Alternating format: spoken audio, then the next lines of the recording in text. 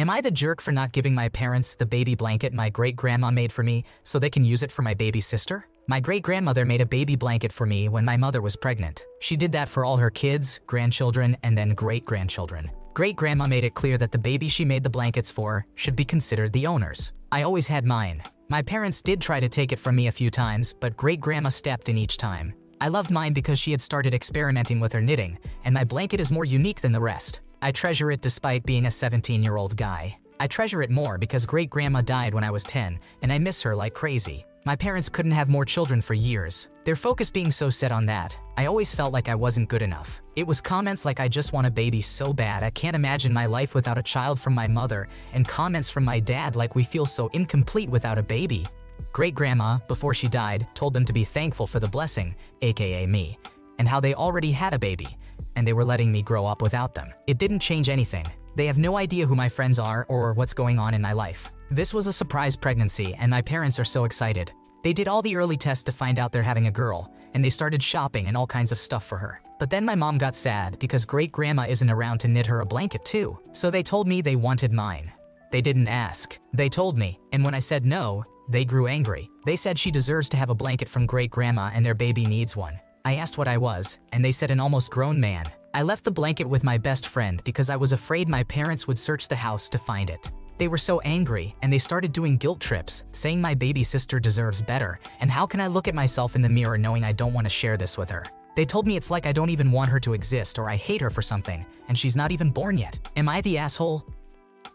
You are not in the wrong here. Your parents' comments are so weird. The blanket is yours, and it was smart to give it to a friend for safekeeping. Don't let them guilt trip you. It's heartwarming that it means so much to you. It seems they just want something to cuddle and depend on, but you don't have to share your special keepsake. Am I the jerk for saying no to my sibling and their family staying with us after a house fire? My sister and her family lost their family home in a house fire 3 weeks ago. Initially, they stayed with our parents, but the space was not optimal for them, so they asked if they could stay with my wife and me and our kids. We said no for mostly one reason, but kind of two. For about 2.53 years now, my sister has been tough on my wife regarding how we feed our kids. We don't restrict sugar or junk food from our kids. Instead, we maintain a balanced diet. My sister is judgmental about it. She didn't allow her kids to have any junk food until they started school, limiting treats like chocolate to birthday parties and restricting the number of such events they could attend to control their intake of junk food. She or her husband would even monitor parties their 10-year-old attended, ensuring they chose salad over pizza if chips and candies were available. My sister acts as if allowing our kids to have chocolate or a few chips is catastrophic. She was appalled to learn we gave our kids fries with tacos one night and another time chicken bites with potato cakes instead of plain chicken once the potato cakes were involved. Both meals included veggies, but the concept of two less clean foods disturbed her. This issue has escalated to the point where my sister disrespects my wife, leading us to see her less frequently. This change saddens me as we used to be close. However, I refuse to let her mistreat my wife over a difference in viewpoints. Moreover, she also disapproves of our kids having bread with soup. When my sister asked if they could stay with us, I declined. I explained that they would be happier staying somewhere else, given how bothered she is by the food my wife and I provide for our kids. I also couldn't allow her to disrespect my wife in our home. Since then, my sister has been angry with me, claiming I overreacted. I believe she has been going too far for almost 3 years. Am I the jerk? You are not in the wrong here. Good for you for standing up for your wife and kids. Your sister is a control freak, and it's better that she stays in an environment where she can do her control freaky thing. Your lives would be miserable if she moved in, as she would likely start dictating what you can feed your kids and create an unhealthy environment. Am I the jerk for eating junk food in front of my partner who is on a diet? Am I the asshole? My boyfriend recently found out he is at a high risk for diabetes, and he is overweight on the body mass index scale. His doctor told him he needs to start making changes to his diet. Since his doctor's appointment, he's been trying to make healthier meals at home instead of eating out, and he's going to the gym more often. I have been trying to be as supportive as I can for him, and if I'm not able to go to the gym with him, I'll ask if he wants to go jogging together or ride bikes. Now I am the opposite of my boyfriend. I've always been very slim and have trouble gaining weight. My diet isn't great, but I do eat at home, especially more now since he's been cooking and I eat his meals with him, or I make us both meals. But the problem is I snack a lot. My boyfriend has been making comments to me saying I need to stop the snacking in front of him because it's not helping his diet. He becomes tempted when he sees me eating junk food and wants to join in. For example, a few nights ago after I got done from work, I decided to stop at Dairy Queen and I got a small sundae. My boyfriend ended up getting home earlier than expected, so I walked into the house holding my sundae, and he got upset. He said, "Oh my God, did you really need to get that? You don't need to have a treat every night. You can go one day without it." This is just ridiculous. Also, I bought some Hershey chocolates at the store the other day and put them in the pantry. When he was in the pantry getting stuff to make dinner with, he saw the chocolates and got mad. He told me I shouldn't be buying this stuff and starts lecturing me on how bad it is. Every time he sees me with junk food, he makes several comments about how I need to be healthier. How I don't need to eat every time I feel hungry. One day this will all catch up to me, and then I'll regret eating this stuff. He also says I'm inconsiderate for eating it in front of him when he's clearly trying to be healthier. I do want to support him, and I feel like I have been, but I told him I don't think it's fair he controls what I should and shouldn't eat. I don't know, I do feel bad, but at the same time, I'm getting annoyed when he makes comments to me every time I want to enjoy something. Am I the asshole for this? What can I do to be more supportive? It can be hard to maintain a diet when there's temptation constantly around, so try eating your treats when he's not home or at the restaurant. Keeping snacks at work or in a more discreet place at home can also help. While it's important to be a supportive partner, it's equally important for him to work on his own self-control and not dictate what you eat. Finding a compromise will help you both avoid resentment in the long run. Would I be the jerk if I don't tell my in-laws we will be on vacation when they plan to visit? After she finished high school, she attended college and only returned home for brief visits. Her relationship with her parents has always been strained. When they would visit us, they would stay for a week or longer and behave as if our home was a bed and breakfast where they were on vacation. On one occasion, I asked them to take our son to school because I had some meetings, and my mother-in-law replied that they were on vacation and not there to run our errands. She suggested that Cami, being the mother, should be the one taking him to school, as they strongly believe in traditional gender roles. Despite claiming their visits were to spend time with their grandson, there was actually very little interaction with him. They would exchange greetings when he returned from school, but then return to watching Newsmax and the WWT channel. Following their latest visit, I suggested to my wife that they should stay in a hotel next time.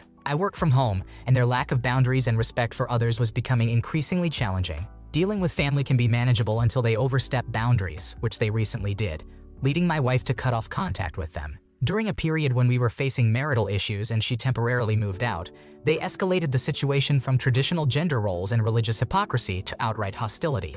They began targeting me once my wife stopped responding to their attempts at communication. I only replied once, advising them to apologize to their daughter and not use me to communicate with her. Even if my wife were an ex-spouse they despised, I would not allow them to manipulate the situation through me. My wife and I have scheduled a family vacation, and in one of their recent emails, my in-laws mentioned their intention to surprise us by showing up uninvited. However, their visit will coincide with the time we are away. They expressed a desire to see their grandson and, assuming we are still separated, suggested that Cami need not be informed. Should I break the no-contact rule and inform them that we will not be present? It feels harsh to allow them to arrive, knock on the door, and realize we are not there. On the other hand, it is presumptuous of them to demand a visit without asking it is convenient for us. Furthermore, if I respond, it may set a precedent for them to demand visits at other times. I believe this is a matter they should resolve with their daughter.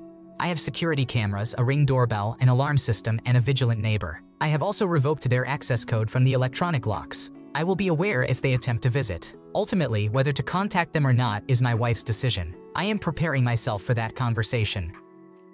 I think you are not in the wrong here. They should neither expect a reply nor a welcome, especially since you're NC with them. They need a serious boundary lesson, like showing up uninvited and finding no one there. Enjoy your holiday with your family and don't worry about them. Let them deal with the consequences of their actions. Am I the jerk for not changing my child's schedule now that I have a stepchild? My husband of 4 years learned only a few months ago that he had a daughter he never knew about. The mother of his daughter was an ex-girlfriend he was with 8 years ago for a few months. She moved out of state, and he never saw her again. She never mentioned being pregnant, but she was, and her family had been taking care of my stepdaughter for almost 2 years because my husband's ex had started doing drugs and drinking heavily, so she was not fit to parent. They attempted to help her, but when they realized it was a lost cause, they decided to notify my husband. A DNA test was carried out, which confirmed he is the father of his daughter. She is 7 years old. It came as a surprise, but wasn't something we struggled to accept. It was mostly strange because we were all strangers, and my stepdaughter didn't know my husband, or he didn't know her. So some time was taken to make sure they knew each other before she moved in with us. I'm also pregnant, so a lot of changes have been going on.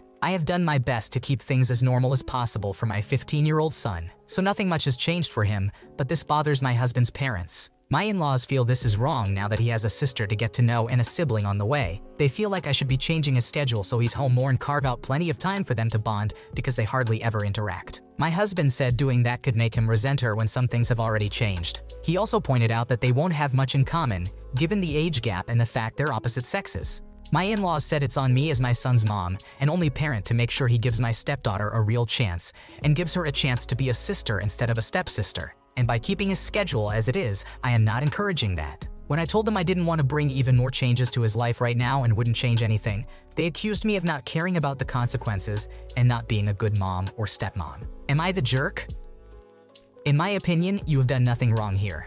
The truth is, even if the 15-year-old and the 7-year-old grew up in the same house, they might not be very close due to the big age gap and different needs. Forcing a relationship will only cause resentment, and it's better to let any bond develop naturally. Your in-laws are over the line by expecting otherwise and seem to be unfairly targeting your son just because he's not their relative. Am I the jerk for saying that my fiance being rude was bad for business and that people were calling her a bitch? My mother owns an indoor trampoline park. I am the one who runs most of the operations and payroll. We have an on-site supervisor, although either my fiance or I occasionally go in to assist. My fiance handles scheduling and generally answers employee concerns. Recently, 3 employees quit, and our supervisor mentioned that all 3 of them quit because they disliked my fiance. He also said that other employees have referred to her as a bitch before. These were my 3 best non-lead employees. I have also noticed some reviews about rude management and observed instances where my fiance was stubborn with customers over issues that I would have apologized for and offered a free item, as the cost is not worth a potential bad review. I understand that my fiance is trying to be helpful, but all these kids have expressed feeling disrespected by her.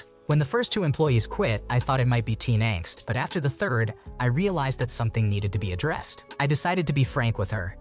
I mentioned that there were numerous complaints from employees and that action needed to be taken. She responded by saying that we are business people and need to ensure our employees listen. I pointed out that based on what I have heard, she was simply being rude to them. She argued that it was her way of being a good boss. I expressed that making several employees feel disrespected was not a wise decision.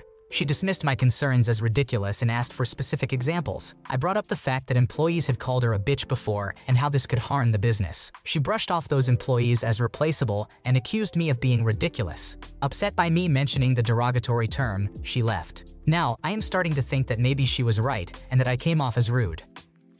You are not the jerk for sure. How someone treats those in hospitality and retail says a lot about their character, and it doesn't look good for her. Teenagers talk, and word will spread quickly about what kind of boss she is. You really need to consider if this is the kind of person you want to marry, because her power-tripping behavior likely won't stop at work. Thanks for watching. When you subscribe, make sure to hit the bell to turn on notifications so you never miss a video. To finish listening to all the stories, check out the playlist in the description.